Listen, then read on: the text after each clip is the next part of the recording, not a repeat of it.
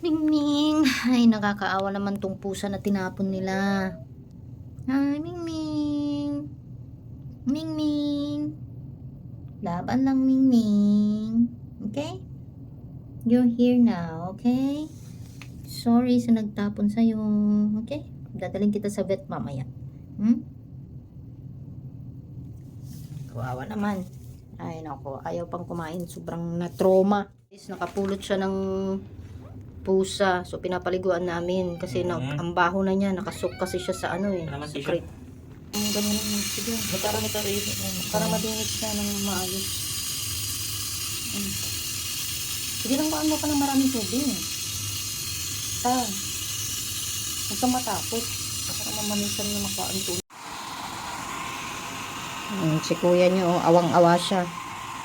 Kasi nga mo tabi bulong tigas to. Pininalad yun, mamalas ba ko matibiyag? Hindi, malas yun. Kapag lalo ng pusa.